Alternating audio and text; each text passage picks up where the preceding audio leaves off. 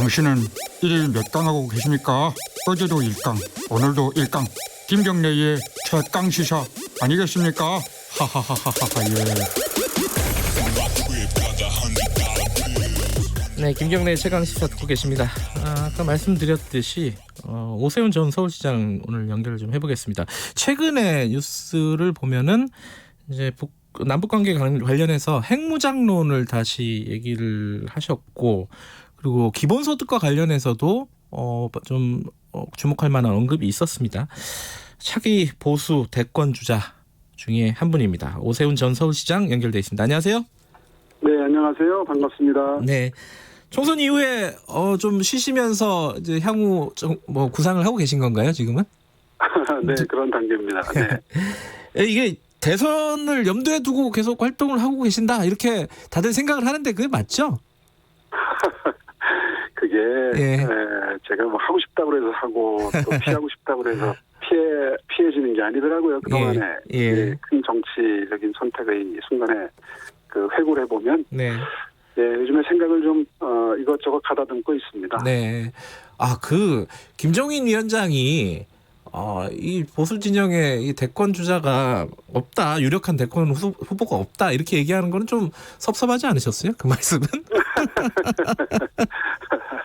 아니 뭐 그분이 좀 예. 경각심을 불러일으키려고 하신 말씀으로 해석하고 있고요. 예.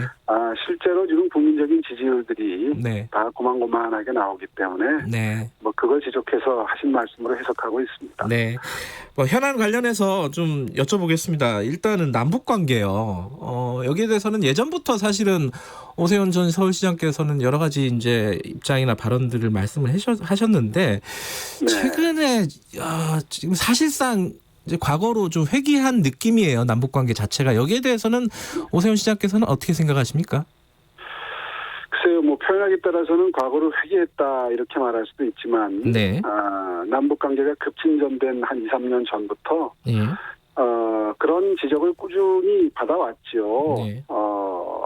북핵은 절대 포기하지 않는다. 네. 북한은 국민들이 더 잘 알고 계세요. 고비마다 여론조사하면 훨씬 많은 비율의 국민들이 아이고 저거는 진심이 아니다. 북한은 절대로 핵을 포기할 수 없는 상황이다. 국민들도 그렇게 보고 계시는 여론조사가 속속 발표가 됐었습니다. 네. 그러니까 남북 관계가 지금 과거로 회귀했다. 글쎄요, 모양상으로는 이 정부 출범하기 전으로 돌아간 것 같아 보이지만 네. 사실은 본질적으로는 달라진 게 아무것도 없다고 저는 생각합니다. 그러면은 지금의 어떤 긴장 상황, 경색 국면 이거는 앞으로도 계속될 것이다 이렇게 예측을 하고 계신 건가요? 이제 점점 더 조금씩 도를 더해갈 겁니다. 더해간다. 예. 네, 그러니까 제가 한 3년 전, 네. 4년 전부터 그런 말씀들을 자주 드렸었는데 북한은 본질적으로 핵을 포기할 생각이 손톱만치도 없기 때문에 네. 시간을 끌면서 2020년까지는 한 50기에서 100기 정도 네. 핵탄두를 장착한 미사일을 실전 배치하기 위한 시간 끌기용, 네. 시간 벌기용 협상을 하고 있는 것이고, 예. 그것이 2020년이면 어느 정도 실전 배치가 완성이 된다고 하는 2020년 북핵 시계라는 내용의 강연을 제가 꽤 여러 군데서 네. 하고 다녔는데요. 예. 이제 그 2020년이 됐습니다. 드디어. 그래서 북한 입장에서는 이제 실전 배치가 끝났다. 그러니 더 이상 핵 폐기를 얘기하면서 제재를 해줄 듯 말 듯 이렇게 할 게 아니라 네. 이제 인정하고 예. 거기서부터 새롭게 남북 관계를 시작하자라고 하는 메시지를 이제 보내기 시작하는 겁니다. 자, 인정하고 그러면 우리 입장에서 북한 입장이 아니라 네. 우리 입장에서는 그럼 북한이 핵을 지금 이렇게 실전 배치를 하고 있다. 그걸 인정을 하고 뭔가를 다시 시작해야 된다는 말씀이신가요? 우리 입장에서도? 우리 입장에서는 특단의 대책을 세우지 않으면 북한은 변하지 않는다는 거고요. 네. 북한의 가장 큰 사실상의 영향력을 미치는 나라는 중국 아니겠습니까? 예. 그 중국을 움직여야 사실은 북한이 진심으로 그나마 북한 핵을 폐기할 걸 고려하기 시작하는 상황을 만들 수 있는데 네. 그러자면 우리가 핵카드를 만지작 할 수밖에 없다. 직접 개발한다든지 네. 아니면 미국과 협상을 시작을 해서 전술핵을 다시 재배치한다든지 예. 하는 카드들을 아니면 뭐 유럽식의 핵공유 프로그램을 도입한다든지 이런 몇 가지 옵션이 있는데 네. 그런 옵션을 우리 정부가 고려하기 시작했다라는 사실만으로도 아마 중국은 굉장히 생각이 복잡해질 겁니다. 그러니까 절대 바라지 않는 예. 국면이 한반도에 다시 핵이 들어오는 거겠죠. 예. 이제 그렇게 해서 중국을 움직여서 북한을 움직이는 방법 이외에는 북한 핵을 폐기할 방법은 저는 없다고 생각하고요. 예. 그런 의미에서 문재인 정부가 임기 초에 네. 우리는 절대 전술핵 재배치나 핵개발 그 선택지를 가지고 있지 않다. 네. 우리의 선택지 안에는 그런 내용이 전혀 없다. 네. 이런 입장을 정리한 건 굉장히 큰 전략적 실패라고 생각합니다. 그러면 스스로 선택지를 좁혀놓고 네. 중국을 움직이고 북한을 움직일 카드를 버린 상태에서 게임을 시작을 한 거죠. 그러면 오세훈 전 시장께서 말씀하시는 핵무장론이라는 게 실제로 핵을 우리가 만들거나 배치하자라는 뜻보다는 외교적인 어떤 전술로서 전략으로서 핵 카드를 좀 활용하자 이렇게 그렇죠. 보면 되나요?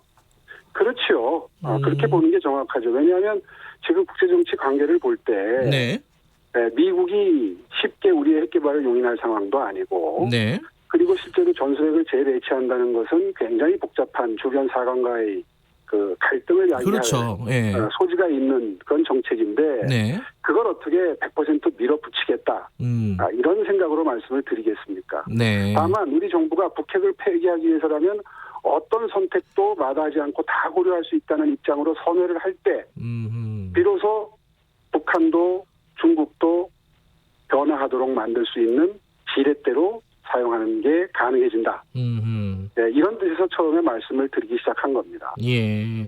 근데 이제 여기에 대해서 뭐 좀 반대하는 입장을 갖고 계신 분들은 그 리스크가 너무 크다. 예를 들어 이제 아니 카드를 검토하는데 무슨 리스크가 있습니까? 그러니까 미국에서 분명히 반발을 할 것이고, 그러니까 한미 공조가 균열이 생기는 거 아니냐. 이게 가장 첫 번째 아니 우리가 우려. 그거를 외교적으로 협상을 미국과 시작을 한다고 해서 미국이 반발할 거라고는 저는 생각지 않고요. 네. 예, 뭐 논란이 불거지면 불거질수록 아마 외교적인 카드로서의 그 효용은 더 커질 거라고 저는 생각합니다. 네, 어쨌든 뭐 세간에서 얘기하듯이 오세훈 전 시장이 한반도에 핵을 배치하자고 한다. 뭐 이렇게 받아들이기에는 뭐 그렇게 좀 복잡한 얘기네요, 그죠? 아유, 이 사실 그렇지 않습니까? 네. 요즘에 저렇게 북이 이제 도발을 시작하니까 예. 굉장히 답답하게 생각하고 야 이거 대안이 없다. 네. 이렇게 말씀하시는 분들이 많은데 네. 대안이 없긴 왜 없습니까? 이런 대안이 있는데 시도도 해보지 않고 네. 그건 안 될 거야. 현실적으로 실현 가능하지 않은 방안이야. 알겠습니다. 라고 말하기에는 상당히 매력적인 카드 아닙니까? 이거 굉장히 논쟁적인 사안이기 때문에 요거는 네. 여기까지 얘기를 하도록 하고요. 요거 하다가 이제 끝날 것 같아가지고 예. 기본소득 얘기 좀 잠깐 여쭤볼게요. 이것도 역시 약간의 뭐 세간의 오해들이 좀 있는 것 같아요. 네. 오세훈 전 시장께서 말씀하시는 기본소득은 안심소득제 아닙니까? 정확하게 얘기하면은 이게 정확히 뭐예요? 예, 기본소득하고는 기본적인 구조가 다른 것이 예. 기본소득은 본질적으로 그 소득 계층 네. 상하 간에 아무 구분 없이 전 국민에게 뭐 5만 원이면 5만 원, 30만이면 30만 원 이렇게 똑같이 나눠주자는 거고요. 예. 예, 제가 말씀드린 안심소득은 중위소득 이하의 네. 분들의 소득을 보존해드리는 겁니다. 그러니까 중위소득을 이제 4인 가족 기준으로 아마 2, 3년 지나면 연간 6천만 원에 도달할 텐데요. 네네. 예를 들면 4인 가족 기준으로 연간 6천만 원이 되지 않는 가구의 경우에 네. 그 밑에 가구에 지원을 하는데 그것도 동일한 액수가 아니라 네. 연 총 수입이 적으면 적을수록 많이 지원하는 하후 상박의 지원금 체계를 공식을 만들었습니다. 그래서 지금 현재로서는 4인 가구 기준으로 생각을 하면 연소득을 6천만 원으로 계산을 해서 예를 들어서 연소득이 3천만 원인 가구의 경우에는 네. 그 부족한 3천만 원의 절반 그러니까 한 1,500만 원 정도를 보조하는 거죠. 네. 이제 구간마다 계산을 하게 되면은 밑으로 더 두텁게 많은 액수가 지원되는 그런 형태의 지원을 말하는 겁니다. 최근에 보면은요, 이게 기본소득에 대한 입장을 보면은 일단 김종인 위원장은 뭐 구체적인 얘기는 안 했지만 기본소득에 대해서 말씀 꺼내긴 했어요. 그리고 구체적인 얘기는 뭐 이재명 시장이라든가 뭐 김경수 도지사라든가 이재명 도지사라든가 이런 분들이 얘기를 했는데 그런 어떤 일반 국민에게 보편적으로 지급하는 기본소득은 반대하시는 입장인 건가요? 그렇죠. 감당이 안 됩니다. 일단 예산이 아까 예를 들어서 1인당 30만 원씩 나눠주는 거는 연간 180조가 들거든요. 네. 그러니까 우리 예산 규모가 지금 한 500조, 네. 에서 한 600조를 이제 향해서 가고 있는데, 네. 180조를 그렇게 나눠주면 큰 복지 정책은 아무것도 못한다는 얘기거든요. 그러니까 현실적으로 불가능에 가까운 이야기를 하고 있는 것이고요. 예. 뭐 말은 뭐 처음에 10,000원씩 50,000원씩 주기 시작해서 늘려가면 된다 이제 이런 식으로 피해가는데, 예. 그거는 현실적으로 기본소득의 근본적인 개념에도 맞지 않죠. 그러니까 오전 시장께서 말씀하시는 그게 이제 선별복지잖아요. 결국은 보편적인 복지라기보다는. 그럼 예전에 그 무상급식 이게 떠올리시는 국민들이 꽤 있을 것 같아요. 예, 그게 떠오르죠. 뭐 원리는 똑같습니다. 예. 원래 빈부격차를 해소하기 위해서 복지가 예. 시작이 되는 건데, 네. 돈이 많으면 네. 하늘에서 돈이 떨어지면 그렇게 하면 되는데, 예. 이렇게 천문학적인 액수, 우리 국가 예산의 절반 가까이 그 비중을 차지하는 그런 큰 복지를 시작하는데, 네. 위아래를 똑같이 준다는 거는 상식적이지 않죠. 그리고 그 여러 가지 이 효과면에서 볼 때도 그렇습니다. 첫째, 이 빈부격차를 해소한다는 측면에서 당연히 어려운 분들 돕는 게 전제가 돼야 빈부격차가 해소가 될 거고요. 예. 두 번째는 근로 요인을 제공한다는 관점에서 이 제도가 창안된 건데, 그래서 제가 보수 버전, 우파 버전의 기본소득이라고 하는 겁니다. 그러니까 지금 현재 기초생활수급자분들의 경우에 그 경계선에 있는 분들이 돈을 더 벌 수 있는 기회가 생겨도, 네. 예를 들어서 한 1,000만 원을 벌 기회가 생겨도 탈수급, 다시 말해서 수급자들에 대해서 탈락시킬 가능성이 있기 때문에 네. 돈을 더 벌면 수입이 늘어나면 이제 탈락되거든요. 네. 네. 그런 가능성 때문에 일을 할 수 있는데도 일하는 거를 피하게 되죠. 예. 그 점 때문에 사실 이 안심소득을 구상을 하게 된 것이고요. 세 번째는 경제 효과 면에서도 그렇습니다. 지금 4차 산업혁명과 팬데믹 이후에 일자리가 대량으로 없어지는 상황을 가정해서 이제 이런 정책적인 아이디어들이 나오기 시작한 건데요. 네. 그래서 빌 게이츠나 마크 저커버그나 일론 머스크나 이런 사람들이 미국의 자본주의의 최첨단을 걷는 실리콘밸리에서 일을 하는 분들이 이런 아이디어를 내기 시작했거든요. 그거는 공급은 충분한데, 그러니까 풍요로운 그 제품이 생산이 돼서 풍요로운 공급이 되고 있는데 돈이 없어서 이게 소비가 안 되면 경제가 안 돌아간다. 그래서 유효수요 창출을 위해서 쓸 수 있는 돈을 가난한 사람들에게 드리면 그건 바로바로 소비가 되기 때문에 경제의 선순환 구조에 마중물이 된다. 예. 이런 관점에서 이 주장을 시작한 거거든요. 알겠습니다. 그런 관점에서 가난한 분들에게 많이 드리는 게 이 경제 효과가 가장 크죠. 예.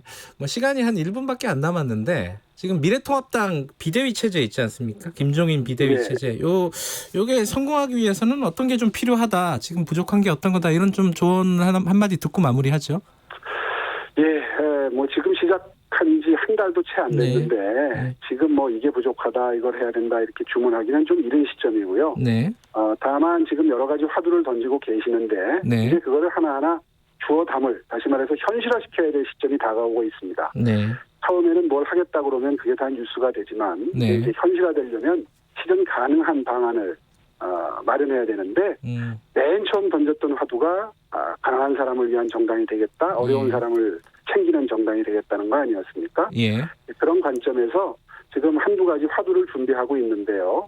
그 첫 번째 작품이 안심소득이었습니다. 조만간 한 보름을 넘지 않는 시점에 두 번째 방안을 제가 제시할 준비를 좀 알겠습니다. 해보겠습니다. 오늘 여기까지만 드릴게요. 고맙습니다. 예, 고맙습니다. 네, 오세훈 전 시장이었습니다. 김경래 최강시사 1부는 여기까지고요. 잠시 후에 박범계 의원 인터뷰 예정돼 있습니다. 잠시 후 8시에 뵙겠습니다.